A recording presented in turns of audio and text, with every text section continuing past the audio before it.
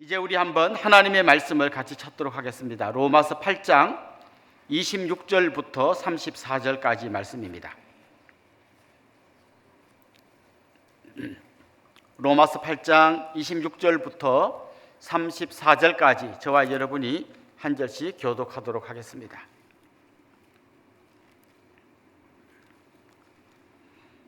이와 같이 성령도 우리의 연약함을 도우시나니 우리는 마땅히 기도할 바를 알지 못하나 오직 성령이 말할 수 없는 탄식으로 우리를 위하여 친히 간구하시느니라.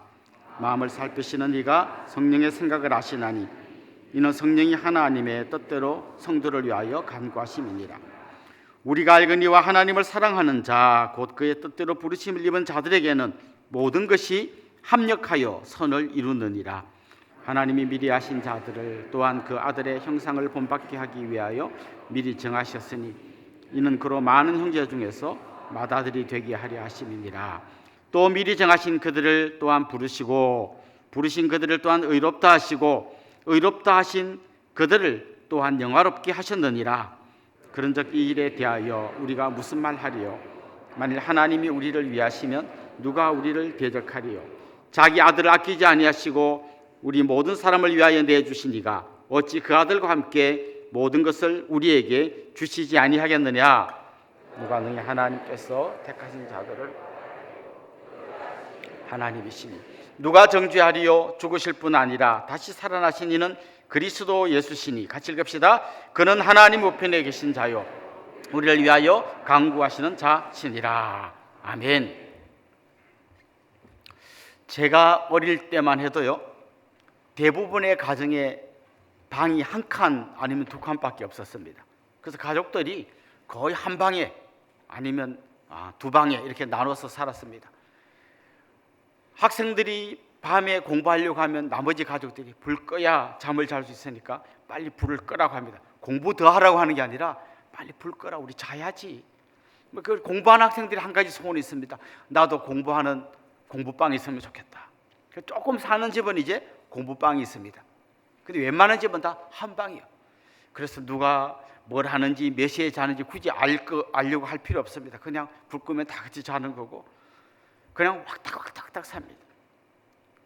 밖에 나가면 온 골목에 아이들이 바글바글 거기서 뛰어다니면서 놉니다. 옆집 대문은 거의 다 열려 있습니다. 그래서 누구 엄마 있어 하고 아무 집이나 문 열고 들어가서 그냥 식은 밥 같이 비벼 먹고 하루 종일 이야기도 하고, 이게 보통 그 당시의 일상이었습니다.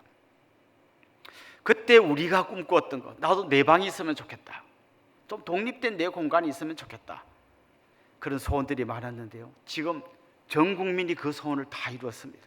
이제 다 자기 방이 있습니다.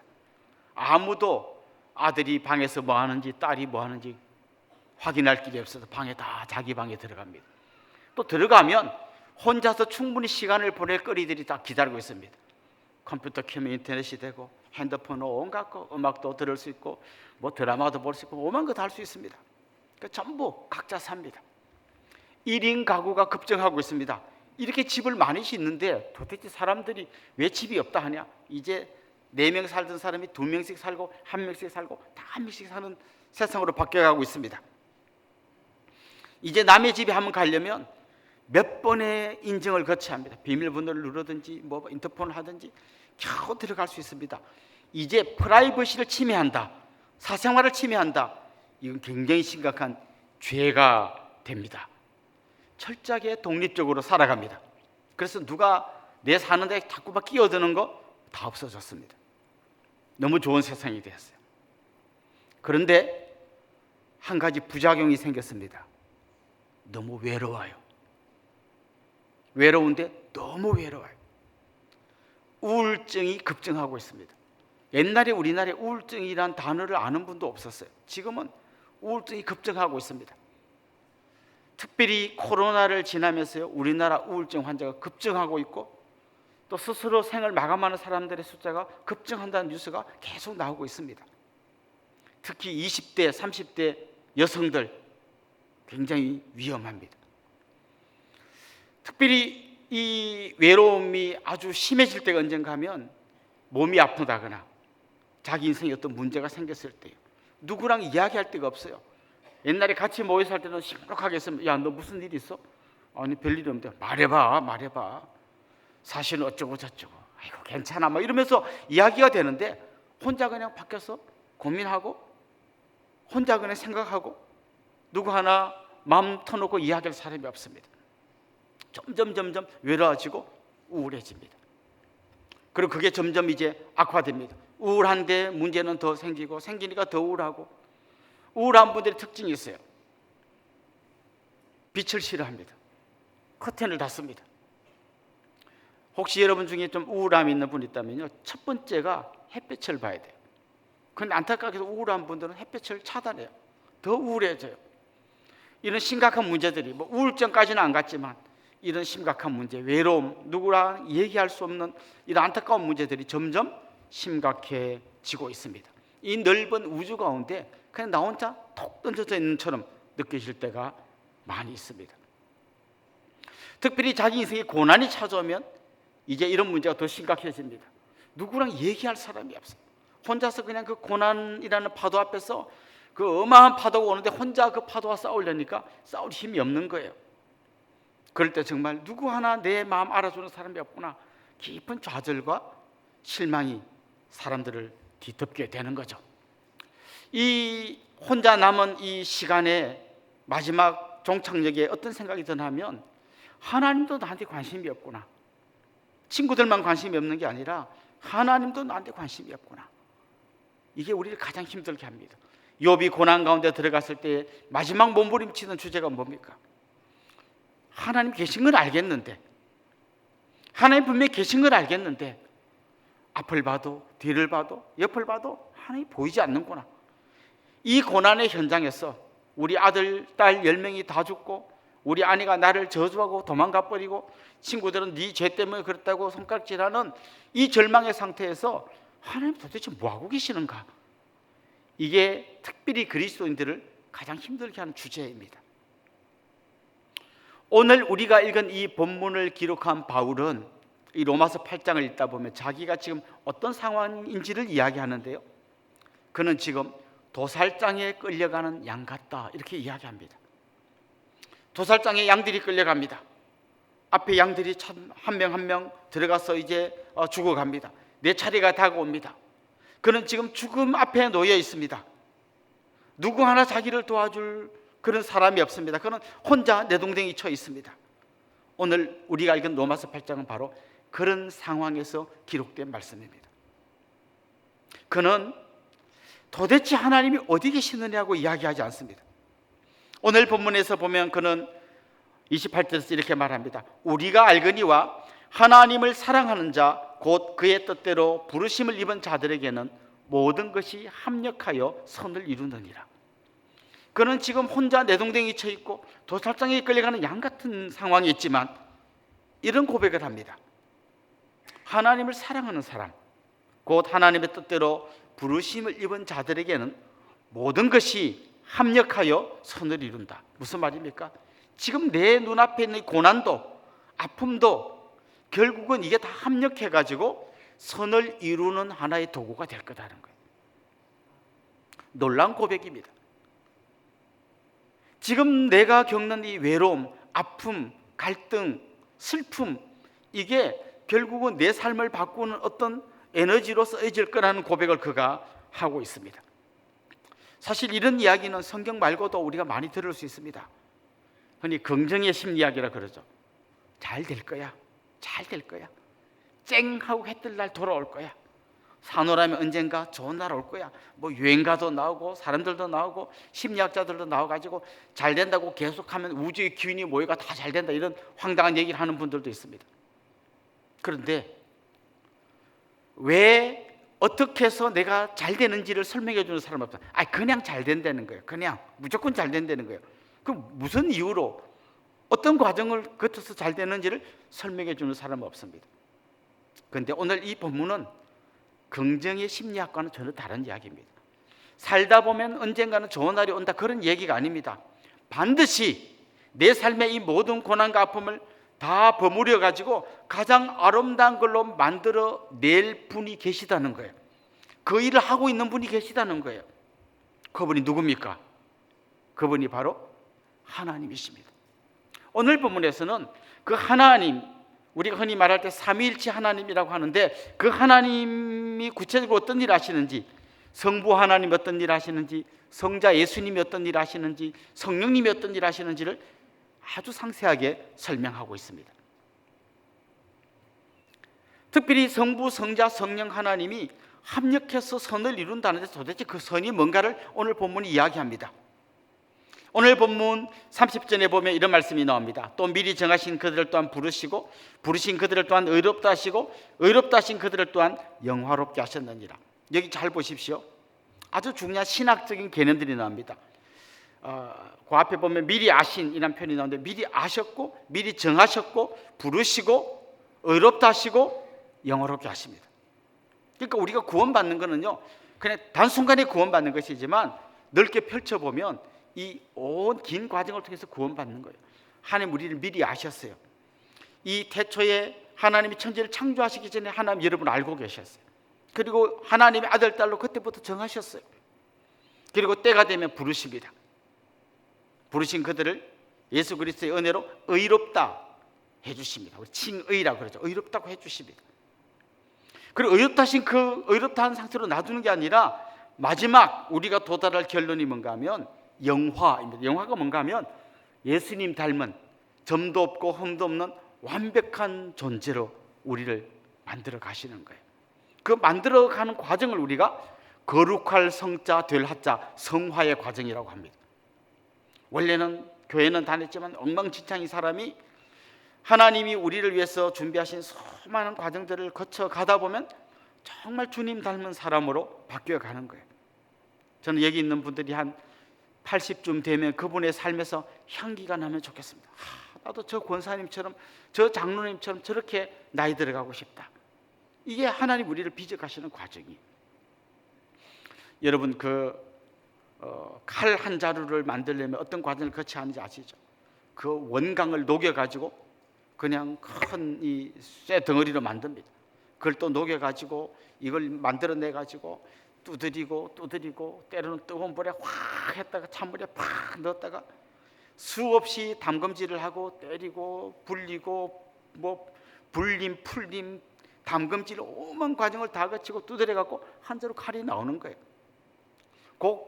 단순한 그 도구 하나도 그렇게 수없는 과정을 거친다면 하나님의 사람들에게 하나님 얼마나 놀라운 준비를 시키고 우리를 빚어가시겠습니까? 자, 그런데 이 과정 속에서 삼위일체 하나님이 도대체 어떤 일을 하시는가? 그게 오늘 본문의 주된 이야기인데요. 제일 먼저 성령님께서 하시는 일이 있습니다. 우리 26절 한 번 더 읽어봅시다. 26절 같이요. 이와 같이 성령도 우리의 연약함을 도우시나니 우리는 마땅히 기도할 바를 알지 못하나 오직 성령이 말할 수 없는 탄식으로 우리를 위하여 친히 간구하시느니라. 성령님이 뭘 하신다 그랬습니까? 우리를 위하여 친히 간구하신다. 우리를 위해 간구하셔요. 여러분 진짜 힘든 일을 만나면요, 주위에 있는 분들이 이렇게 고민합니다. 집사님 기도하세요. 힘들 때 기도해야 됩니다. 근데 진짜 힘들면요, 문제가 뭔가 하면 기도가 안 나와요. 진짜 내 인생에 큰 문제가 생기면 기도를 해야 되는 건 알겠는데 기도가 안 나와요. 기도의 자리에 새벽 기도에 나왔는데 그냥 아무 생각이 없어요. 저도 한 19년 전 그때쯤 이제 교회를 개척해야 되는 상황에 처해지게 됐습니다. 교회를 개척해야 돼. 큰 수분동 그걸 이제 기획하고 동산교회에서 그것 때문에 막 칭찬도 받고 했는데 김민영 목사님이 저한테 물으시는 거죠. 목사님, 교회를 개척하는 까지는 내가 알겠는데 누가 개척하는 겁니까?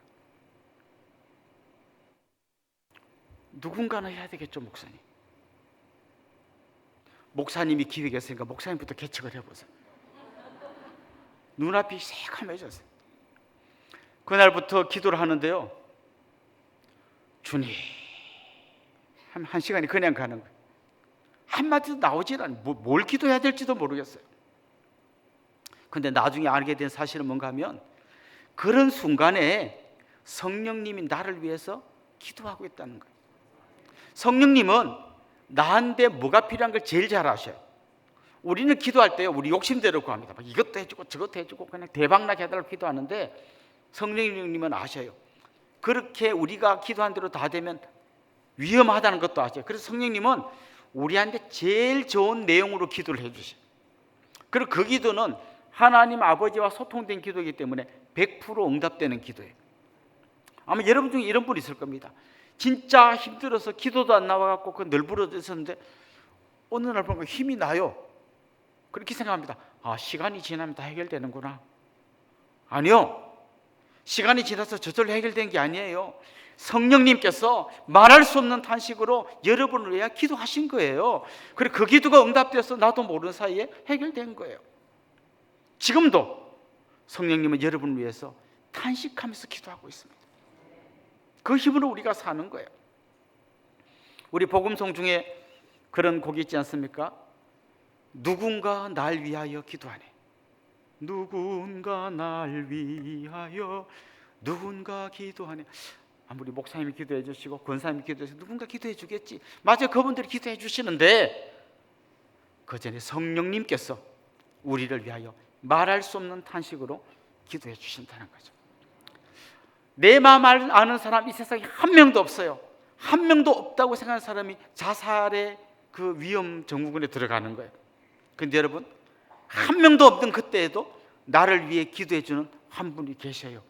바로 성령님께서 나를 위해서 기도해 주시는 거예요. 다윗이 간음죄를 범한 다음에 그 회개하는 내용이 시편 51편에 나와요. 근데 그가 그 눈물로 베개를 적시면서 간절히 회개 기도하는 가운데 이런 기도를 드렸습니다. 나를 주 앞에서 쫓아내지 마시며, 그 다음 같이 한번 읽어봅시다. 주의 성령을 내게서 거두지 마소서. 그가 범죄한 이후에 제일 두려운 게 뭔가 하면 주님의 성령을 거두어 가버릴까 봐. 그게 제일 두려운 거예요. 그래서 그 범죄한 이후에 하나님 제발 저 좀 도와주세요 하면서 주의 성령을 거두지 말아 주십시오. 주의 성령을 거두어 가면 이제 내 인생 끝난다는 걸 그거 알고 있었던 거예요. 거꾸로 이야기하면 아무리 절망적인 상황이라도 성령께서 나를 위해서 간구하시는 한 내 인생에는 소망이 있는 거예요. 아무리 힘들고 아무리 어려워도 그 성령께서 나와 함께 하실 때 나는 그 성령님의 간절한 기도를 통하여 다시 일어설 수 있는 거예요. 저는 여러분의 뿌리가 그 성령님에게 깊이 내려져 있기를 원하고, 오늘 이 아침에도 혼자 기도하는 게 아니라 그 성령님과 함께 기도하는 그런 귀한 여러분이 되시기를 원합니다. 두 번째로, 성자 예수님은 정말 합력하여 선을 이루는 이 과정에서 뭘 하시는가? 우리 34절 같이 읽어봅시다. 누가 정죄하리요? 죽으실 뿐 아니라 다시 살아나신 이는 그리스도 예수시니 그는 하나님 우편에 계신 자요 우리를 위하여 간구하시는 자시니. 예수님께서 하신 일이 오늘 본문에 나오는데요, 우리를 위하여 죽으셨어요. 그리고 다시 살아나셨어요. 그리고 지금도 하고 계시는 것이 있는데 하나님 우편에 계시면서 우리를 위하여 간구하고 계세요. 성령님이 우리를 위하여 기도하는 뿐만 아니라 성자 예수님이 하나님 보좌 우편에서 우리를 위하여 간구하고 계세요. 근데 여러분 이거 아십니까? 내가 다른 분들을 위해서 기도해 줄 때요, 그냥 알지 못하는 저 지금 이번에 모로코에 지진이 났는데 하나님 그분들 좀 도와주세요 기도하는 거 하고, 내가 정말 너무 사랑해가지고 반찬도 갖다 주고 또 그 집에 힘들 때 등록금도 좀 보태주고 이런 사람이라면 기도가 이렇게 두루뭉실하지 않아요. 막 정말 내 일처럼 간절해요. 그런데 예수님이 우리를 위하여 기도할 때 우리가 어떤 관계, 예수님과 어떤 관계예요? 내가 이 사람을 위해서 대신 죽어준 바로 그 사람이에요. 그러니까 그냥 아이고 좀 안 됐네 이 정도가 아니라 내 생명과 맞바꾼 그 사람이 힘들어할 때 예수님은 너무 간절하게 기도하시는 거예요. 특별히 예수님은 육신의 몸을 입고 이 땅에 오셔서 우리가 겪는 고난을 다 겪어보셨어요. 굶어도 보시고 맞아도 보시고 배신도 당해보시고 온갖 고생을 다 해보셨어요. 심지어 죽음까지도 통과해 보셨어요. 그래서 우리가 고난 당할 때요, 피상적으로 하시는 게 아니라 뼛속까지 다 하셔요. 정말 힘들겠구나, 정말 어렵겠구나 아시니까, 그리고 우리를 위해서 생명을 바쳐 보신 분이니까 얼마나 간절하게 기도하는지 몰라요. 그 기도의 힘으로 우리가 살아가고 있는 거예요. 예수님은 죽으셨다가 다시 살아나신 분이에요. 그래서 마귀의 머리를 밟아버리시고 우리에게 승리를 주신 분이에요. 마귀가 우리를 공격해서 막 넘어뜨리려고 할 때 주님은 승리의 주인공이기 때문에 우리에게 승리를 주시기 위해서 특별히 기도합니다. 하나님, 저 마귀의 계략에 넘어가지 않게 해주시고 승리하게 해주십시오. 저 부부 가장 귀한 동지가 돼야 되는데 저렇게 철천지 원수가 더 싸우고 있습니다. 하나님, 어떻게 하든지 저 부부의 마음을 녹여주시고 저 가정을 회복시켜 주십시오. 우리 성자 예수님이 그냥 막 가슴을 찢는 마음으로 하나님 보좌편에서 기도하고 계십니다. 성령님이 기도하시고 성자 예수님이 기도하십니다. 그 기도로 우리가 살아나는 거예요. 마지막으로, 그렇다면 성부 하나님은 이 고난의 시간에 뭘 하고 계시는가? 우리 31절 32절 같이 한번 읽어보겠습니다. 31, 32절. 그런즉 이 일에 대하여 우리가 무슨 말 하리요? 만일 하나님이 우리를 위하시면 누가 우리를 대적하리요?